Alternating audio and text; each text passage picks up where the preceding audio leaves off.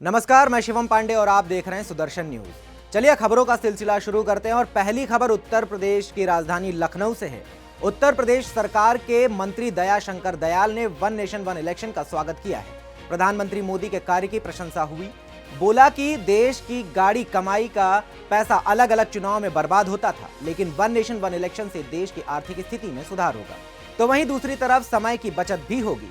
विपक्ष का काम है हमला बोलना, लेकिन उत्तर प्रदेश ही नहीं, देश में आज रोजगार लाइन ऑर्डर व्यापारियों की स्थिति बहुत मजबूत हुई है, जिनको लेकर मोदी सरकार और योगी सरकार लगातार काम कर रही है। उत्तर प्रदेश कांग्रेस को विधानसभा घेराव का कोई अर्थ नहीं है।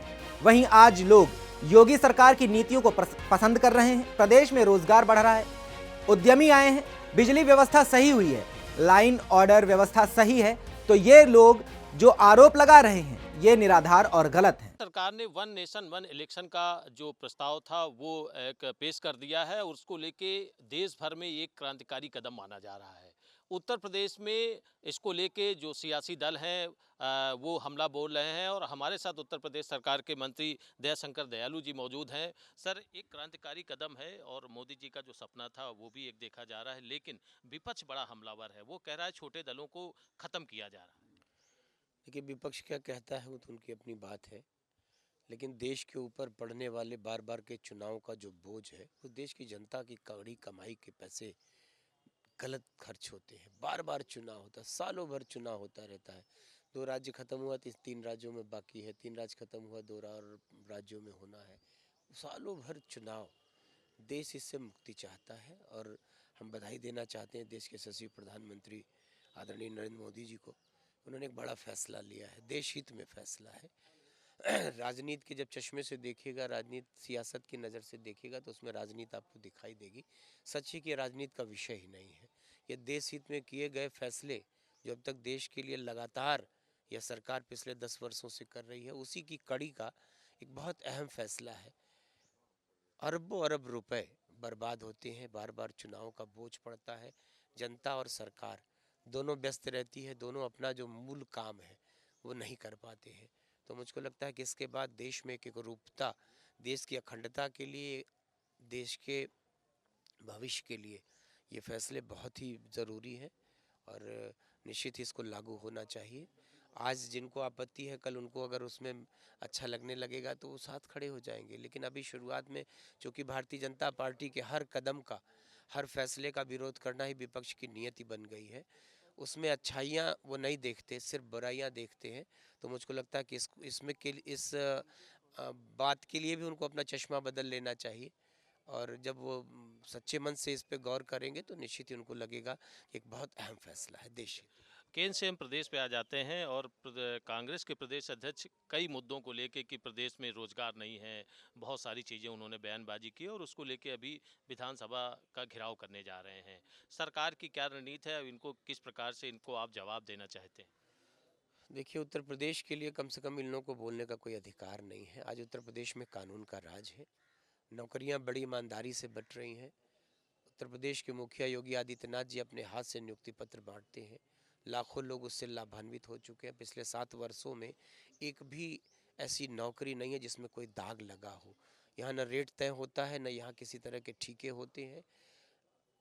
देश की सबसे पवित्रतम संस्था लोक सेवा आयोग जैसी संस्था को विवादों में डालने वाले लोग अब अगर आज इस तरह से पारदर्शिता की बात करें, नौकरियों की बात करें तो बेमानी है। लोक सेवा आयोग जैसी संस्था पर सीबीआई की इंक्वायरी बैठी है, ये उन्हीं लोगों के दौर की बातें हैं।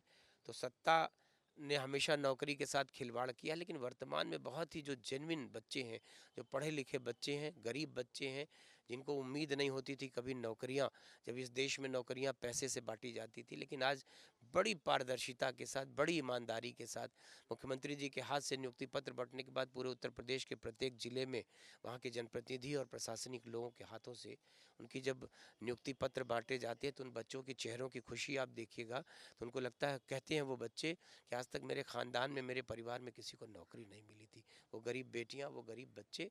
और लगातार 7 वर्षों के लिए मैं आपसे दावे से कहता हूं कि किसी भी नौकरी में 1 रुपए का कोई दाग नहीं है।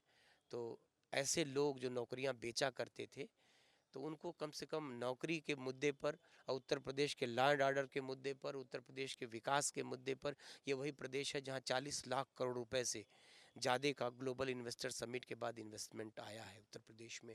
जिस प्रदेश से व्यापारी उद्योगपति उत्तर प्रदेश छोड़ के चले जाते थे, अपहरण उद्योग था, रंगदारी उद्योग थी, वसूली उद्योग था, जो जेलों से सरकारें चला करती थी समानांतर, आज योगी जी ने उसको मिटा के रख दिया है।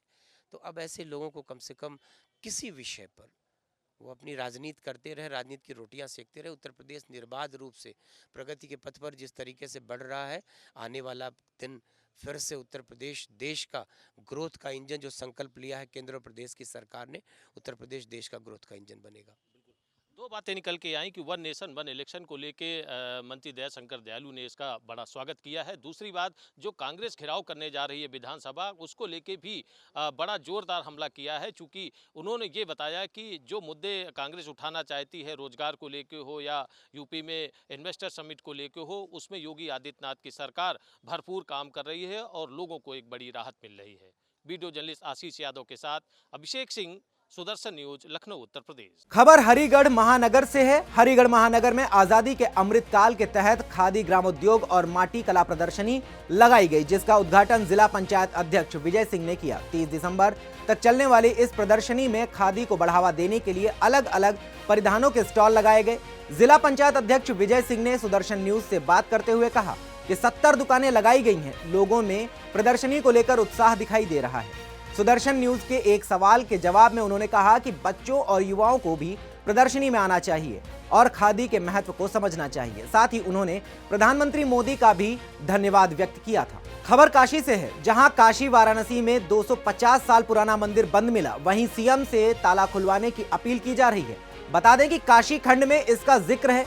वाराणसी के मुस्लिम बहुल इलाके मदनपुरा में सोमवार को 250 साल पुराना मंदिर मिला और यह दावा भी किया गया। कहा गया कि मंदिर में 10 साल से ताला बंद है, मंदिर के अंदर मिट्टी भरी है। इसकी सूचना मिलते ही सनातन रक्षा दल के सदस्य मौके पर पहुंच गए। वहीं सदस्यों ने मामले में मुख्यमंत्री योगी आदित्यनाथ से हस्तक्षेप करने और मंदिर का ताला खुलवाने की मांग की, तो वहीं पुलिस भी इस मौके पर पहुंची और समझा बुझाकर सदस्यों को वापस भेजा।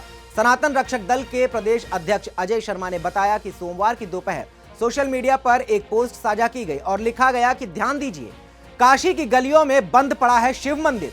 यह मंदिर मदनपुरा में मकान नंबर D31 के चबूतरे के पास है। इस पोस्ट को पढ़ने के बाद मौके पर पहुंचा तो मंदिर मिला। इसे 250 साल पुराना बताया जा रहा है। डीसीपी काशी जोन गौरव बंसवाल ने बताया कि मंदिर पुराना है, गेट पर ताला बंद है। प्रशासन की टीम मौके का मुआयना कर स्थिति स्पष्ट करेगी। प्रशासनिक अधिकारियों का जैसा निर्देश होगा उसके आधार पर आगे की कार्रवाई भी की जाएगी। ये देखिए, काशी में कंकर शंकर है। ये मंदिर बहुत दिनों से दबा हुआ पड़ा हुआ मिला है और मदनपुरा है। मदन माने होता कृष्ण, ये कृष्ण की नगरी है, शिव की नगरी में मदनपुरा में ये मंदिर मिला है। तो हम तो यही कह सकते हैं, मदनपुरा में मंदिर मिला है, बंसी बजने वाली है। मदनपुरा में मंदिर मिला है, बंसी बजने वाली है। शिव जी का मंदिर है, लगता पूजन की तैयारी है। अब पूजा पाठ होगा ही और किसी को किसी वर्ग को आपत्ति नहीं है, क्योंकि ये मंदिर आगे से पीछे से कहीं से भी देखिए लग रहा है, मिल रहा है और निश्चित न्याय हमारे पक्ष में होगा। मंदिर पाया नहीं गया है, ये गलत जो खबर है। ये मंदिर यहाँ पे शुरू से ही था, सार्वजनिक है, सभी के संज्ञान में है कि यहाँ पे मंदिर है और जो खुली गली है इसी में ये मंदिर स्थित है। इस पे बस ताला लगा हुआ है कई साल से। अभी कुछ संगठनों द्वारा ये मांग की गई है कि इसका ताला जो है खुलवा करके इसमें पूजा अर्चना वापस स्टार्ट की जाए और उसी के लिए राजस्व और प्रशासन की टीम जो है यहाँ पे आई थी और इसके जो अभिलेख हैं उनको स्टडी किया जाएगा और जिसके नाम से होगा वो प्रक्रिया विधिक फॉलो की जाएगी। अगर किसी मुस्लिम पक्ष के नाम ये मंदिर हो तब हिंदुओं को दर्शन करने का अधिकार मिलेगा? ये जो मोहल्ला है, इसके जो स्थानीय लोग हैं, ये सभी कह रहे हैं कि यदि ये खुलता भी है मंदिर तो किसी को कोई आपत्ति नहीं है। सुरक्षा दृष्टि से क्या इंतजाम करके रखा है आपने? यहाँ पे पीएसी बल लगा दिया गया है, 24 घंटे फोर्स मौजूद रहती है और पिकेट और गश्त की लगातार यहाँ पे चेकिंग की जा रही है। मथुरा में मुख्यमंत्री सामूहिक विवाह योजना में लक्ष्य पूरा करने के लिए शादीशुदा जोड़े की फिर से शादी करवाई गई। बता दें कि शादी के पवित्र बंधन को अधिकारियों ने मजाक बनाते नजर आ रहे हैं। बता दें कि जहां समाज कल्याण विभाग की बड़ी लापरवाही सामने आई है।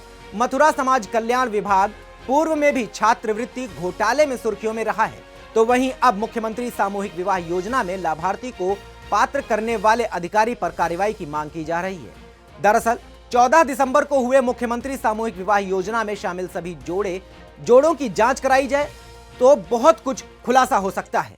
सामूहिक योजना के अंतर्गत एक अपात्र जोड़े के विवाह के संबंध में सम्मानित किया गया है और उस जोड़े की जांच के लिए हम लोगों ने संबंधित वीडियो फरे ब्लॉक का जोड़ा है तो वहाँ के संबंधित वीडियोस को अभी तुरंत जांच के लिए बोला गया है और इस जांच के लिए मैं स्वयं भी जाऊँगा और जो भी इसमें प्रकरण में दोषी होगा उसके विरुद्ध सीडीओ साहब के निर्देशन में सख्त से सख्त कार्रवाई की जाएगी और यदि धनराशि का कोई भी अपराध होगा तो उसकी वसूली भी की जाएगी। नहीं, प्रथम दृष्टया सबसे पहले ये तो पता चले कि वो जोड़ा अपात्र है या पात्र है, इसके बाद उसके बाद उनकी जांच पुनः नहीं, हाँ बिल्कुल है। इस जोड़े को देखते हुए ये कोशिश कराई जा रही है कि सभी जितने भी जोड़े हुए हैं उनका एक रैंडम सत्यापन होगा। मुख्य विकास अधिकारी महोदय का निर्देश है कि हम जितने भी जोड़ों की शादियाँ हो गई उनका रैंडम सत्यापन अभी हम लोग पुनः करवाएंगे और भविष्य में इस चीज़ के लिए तो सख्त निर्देश सबको जाएंगे ही कि कोई भी ऐसा विवाहित जोड़ा सम्मिलित ना हो और यदि होगा तो संबंधित वीडियोज़ की और संबंधित सचिवों की इसमें डेफिनेटली उत्तरदायित्व है। आप इतनी भारी तादाद में हमारे मीडिया बंधु यहाँ पर उपस्थित हैं और ये आपकी मीडिया बंधुओं की एक बहुत ही उच्च श्रेणी की सोच है। बाकी कवरेज तो आप रोजाना करते हैं, लेकिन आज इस लगभग 150 सामूहिक विवाह जो प्रदेश के मुख्य आदरणीय मुख्यमंत्री जी के निर्देश पर हर जनपदों में संपन्न कराया जा रहा है। यहाँ पर देखिए कि अलग तरह की एक मुस्कुराहट दूल्हा के चेहरे पे, दुल्हन के चेहरे पे आपने देखी है और ये करने में शासन प्रशासन ने अहम भूमिका निभाई है। हम इतना ही नहीं, हम इस तरह के आयोजन में हर एक को हम लगभग 51,000 रुपये का एक जोड़े के एक सामूहिक विवाह के पैकेज है वो हमने मुहैया कराया। इसमें 35,000 रुपये हम जो है कन्या पक्ष वो है कन्या के खाते में ऑनलाइन भेज रहे हैं। 10,000 का उसका हम घरेलू सामान है जिसमें आपके तोड़ियाँ भी हैं, बिछुआ भी हैं, लड़के लड़की के कपड़े भी हैं, बर्तन दे रहे हैं, किचन के दे रहे हैं, कंबल दे रहे हैं। जितनी हमारी अपने जो सामूहिक विवाह में जो जितना भी आया है इसमें भी हमारे प्रशासनिक अधिकारी और जो सामाजिक हमें संस्थाएं वो भी अपने स्तर से मैंने देखा था लिफाफे दे रहे थे कन्यादान के रूप में। बहुत अच्छी बात है और इसी तरह के आयोजन होकर एक जो फिजूल खर्ची होती है शादी ब्याहों में, जितनी इनकी ताकत नहीं हैसियत नहीं होती है उससे ज़्यादा इनका एस्टिमेट बन जाता है। अलग अलग विवाह करें, आप देखें चाहे टेंट से लेके हलवाई से लेके 2-3 लाख रुपए होते हैं, लेकिन आज वो शासन प्रशासन ने अपनी देख रेख में हम जितने भी वर पक्ष वधु पक्ष के जितने परिवारीजन हैं उनको भी भोजन पानी के साथ साथ ये आपने इस पंडाल में इस सामूहिक विवाह किया गया है। हम सब में आप भी हम भी सब इसके गवाह हैं। हम यही भगवान से प्रार्थना करेंगे आज जो लगभग 150 वर वधुओं ने नए जीवन में चलने की एक यहाँ पर 7 फेरे लिए हैं, ईश्वर भगवान उनको बहुत बड़ी शक्ति दे, बहुत बड़ा दे के उनके प्यार मोहब्बत से उनका ऐसे ही जीवन आगे बढ़ता जाए। खबर यूपी के मेरठ से है। यूपी के मेरठ महोत्सव की तैयारियों के संबंध में जिले में तैयारी तेज हो गई है, जहां 22 दिसंबर से 25 दिसंबर तक मेरठ में सेलिब्रिटी का आगमन को लेकर जिलाधिकारी ने भामाशाह पार्क का स्थलीय निरीक्षण किया। जिलाधिकारी ने मेरठ महोत्सव की तैयारियों के संबंध में नोडल अधिकारियों के साथ बैठक की है। साथ ही मेरठ महोत्सव के दृष्टिगत जिलाधिकारी दीपक मीणा द्वारा विक्टोरिया पार्क का स्थलीय निरीक्षण किया गया। नमस्कार, मैं हेमा मालिनी। मुझे ये बताते हुए बहुत खुशी हो रही है कि उत्तर प्रदेश में गंगा के किनारे बसे मेरठ शहर में इस वर्ष 21 से 25 दिसंबर तक भव्य मेरठ महोत्सव का आयोजन हो रहा है। महाभारत काल से अंग्रेजों के विरुद्ध स्वतंत्रता संग्राम तक मेरठ अपने महान ऐतिहासिक विरासत के लिए जाना जाता है। मेरठ एक स्पोर्ट्स सिटी के रूप में जाना जाता है और कला और संस्कृति का भी केंद्र है। मेरठ एक जीवंत शहर है। मेरठ महोत्सव उसमें 4 चांद लगाने जा रहा है। इस महोत्सव की दूसरी शाम 22 दिसंबर को मैं मेरठ महोत्सव में गंगा अवतरण की नृत्य नाटिका प्रस्तुत करने जा रही हूँ। आप सब मेरठ महोत्सव में आइए और मेरठ की संस्कृति, कला और मिठास का आनंद लीजिए। हरदोई के टडियामा में अवैध मस्जिद व मजार के विरोध में विहिप सहित कई हिंदू संगठन आक्रोशित नजर आ रहे हैं। बता दें कि हरदोई के टड़ियावा थाना क्षेत्र में अवैध मजार की आड़ में बेसहारा महिला का खेत कब्जाने के लिए पुलिस व लेखपाल की मिली भगत का भंडाफोड़ हुआ है। हालांकि विश्व हिंदू परिषद के प्रांतीय उपाध्यक्ष हर्षवर्धन सिंह व विश्व हिंदू संघ के अध्यक्ष अनुराग द्विवेदी अन्नू अपने संगठन के तमाम पदाधिकारियों के साथ मौके पर पहुंचे, जहां उन्होंने प्रशासनिक उच्च अधिकारियों को मौके के हालात से अवगत कराया। अवैध मस्जिद व मजार के विरोध में आक्रोश प्रशासनिक अधिकारियों को कराया अवगत। खबर उत्तर प्रदेश के शामली से है। शामली में गंदेवड़ा संगम पर गुरु मंगल नाथ जी कर रहे जल तपस्या। बता दें कि जन कल्याण के लिए समर्पित शामली जिले में गंदेवड़ा संगम पर गुरु मंगलनाथ जी द्वारा जन कल्याण के लिए कठोर जल तपस्या की जा रही है। इतनी ठंड के बावजूद गुरुजी सुबह शाम 3 घंटे 15 मिनट तक पानी के अंदर खड़े होकर तपस्या में लीन रहते हैं। उनका यह अनुष्ठान जन कल्याण और आध्यात्मिक जागरूकता के लिए समर्पित है। खबर लखीमपुर खीरी से है, जहां छोटी काशी गोला गोकर्णनाथ में कॉरिडोर बनने के लिए प्रशासन का बुलडोजर चला। गोला गोकर्णनाथ के शिव मंदिर में कॉरिडोर निर्माण को लेकर ध्वस्तीकरण की कार्रवाई तेज होती नजर आ रही है। वहीं गरजती जेसीबी के शोर के बीच दुकानें और भवन मलबे के ढेर में तब्दील होते हुए नजर आ रहे हैं। हरदोई में बेसिक शिक्षा अधिकारी विजय प्रताप सिंह निलंबित किए गए। बता दें कि उच्च न्यायालय बेंच लखनऊ द्वारा निलंबित किए गए, जहां भ्रष्टाचार के बीएसए हरदोई पर गंभीर आरोप लगे थे, तो वहीं न्यायालय ने निलंबित करते हुए विभागीय जांच के आदेश दिए हैं। यूपी के संभल में सुबह 9:45 पर अधिवक्ता को गोली मारी गई। वहीं घटना सीसीटीवी कैमरे में कैद हो गई और साथ ही घायल अधिवक्ता ने आरोपियों की पहचान कर बयान दिए हैं। बता दें कि जिसमें कुछ लोगों के नाम उजागर किए गए हैं। मौके पर पहुंची पुलिस ने घायल अधिवक्ता को सीएचसी बहजोई भेजा। हालात गंभीर देखते हुए मुरादाबाद हायर सेंटर रेफर कर दिया, जिससे रास्ते में जाते वक्त घायल अधिवक्ता ने दम तोड़ दिया। पूरा मामला संभल के बहजोई जिला मुख्यालय के सामने का है। फिलहाल पुलिस जांच में जुटी है। मध्य प्रदेश के धार नगर में महाराजा भोज के द्वारा 1034 में निर्मित भोजशाला सरस्वती मंदिर केंद्रीय पुरातत्व विभाग के अधीन होकर संरक्षित इमारत है। कमाल मौलाना राज्य पुरातत्व विभाग के अधीन है। नियमानुसार इसके चारों ओर 100 मीटर की परिधि अर्थात 100 मीटर संरक्षित क्षेत्र में किसी भी प्रकार चल रही गतिविधियों को रोका जाना अति आवश्यक है। ये की गई ज्ञापन दिए जाने के बाद भी पुरातत्व विभाग केवल हिंदू जनों के कार्यक्रमों हेतु सतर्कता रखता है। केवल उसे ही हर प्रकार के नियमों का हवाला देकर रोकने के प्रयास होते रहे हैं। जबकि भोजशाला के 100 मीटर संरक्षित क्षेत्र में कई वर्षों से अवैध लकड़ी पीठे चल रहे हैं, उन्हें अविलंब नियमानुसार हटाया। ये कि भोजशाला के 100 मीटर संरक्षित क्षेत्र में अवैध कमाल मौलाना की अस्थाना, जो भारतीय पुरातत्व विभाग के अधीन आता है, फिर भी उसके नाम पर मकबरे और परिसर की अवैध दरगाहों और दीवालों पर बिना अनुमति रंगाई पुताई की जाती है। इसको लेकर उसे तुरंत रोकने और बिना अनुमति कार्य करने पर कानूनी कार्रवाई की मांग की जा रही है। बिहार सरकार के लघु जल संसाधन मंत्री संतोष कुमार सुमन ने एक भेंट वार्ता में बताया कि बिहार में 1500 योजनाओं का डीपीआर बन चुका है। वहीं गया जिला के लिए 250 योजनाओं का डीपीआर बन चुका है और टेंडर होने वाला है। जहां उन्होंने कहा कि हमारे मुख्यमंत्री नीतीश कुमार का उद्देश्य है कि हर खेत को पानी उपलब्ध कराना, खासकर मगध क्षेत्र में जहां सुखाड़ होता है, उसके लिए पानी की व्यवस्था की जा रही है। जीर्ण शीर्ण हालत में पड़े पाइप आहार को हम लोग फिर से पूर्ण जीवित करने का प्रयास कर रहे हैं और कई जगह पहाड़ों के पानी को हम लोग संचित करने की व्यवस्था करवा रहे हैं ताकि उससे सिंचाई हो सके। आने वाले 2025 तक इस काम को पूरा कर लिया जाएगा। जल संसाधन विभाग हमारे पास नहीं है, लघु जल संसाधन विभाग है। इस विभाग का काम होता है, हम लोग का संकल्प है कि इस फाइनेंशियल ईयर में हर खेत तक सिंचाई के पानी पहुंचा देना है और उसके लिए हम लोग काम कर रहे हैं। करीब 700-800 योजनाओं का 700 नहीं 1500 योजनाओं का डीपीआर बना है और टेंडर भी आ रहा है। तो हम लोग का है कि हर खेत तक सिंचाई पानी पहुंचा दें। और गया में खास करके भी अच्छा काम है। करीब 250 योजनाओं का यहाँ पर टेंडर हुआ है, आने वाला और भी काम है।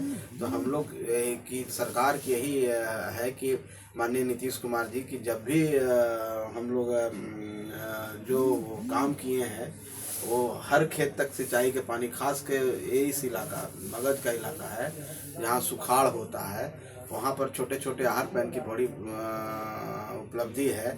और इसलिए जितने भी जीर्ण शीर्ण आहार पैन है, चाहे मरणासन में है, उनको पूर्ण जीवित करके हम लोग चाहते हैं कि वो पानी का हम लोग रोक सकते हैं। जैसे गार्डन ट्रेंच एक होता है, पहाड़ों का पानी बरसात में आके कहीं पर रोकने के लिए हम लोग उस तरह का व्यवस्था करते हैं और उसको तालाब में रोकते हैं, उसको आहार में रोकते हैं और वो फिर सिंचाई का काम आता है।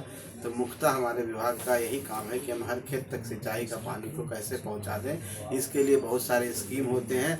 हर स्कीम जैसे जल जीवन हरियाली कहते हैं, हर खेत का सिंचाई का पानी कहते हैं, गार्डन ट्रेंच कहते हैं, बियर बनाते हैं। तो ये विभिन्न तरह की योजनाएं हमारे विभाग में है और हम लोग समझते हैं कि जो हम लोगों ने वादा किया था बिहार की जनता से, वो हम लोग इस साल पूरा कर देंगे।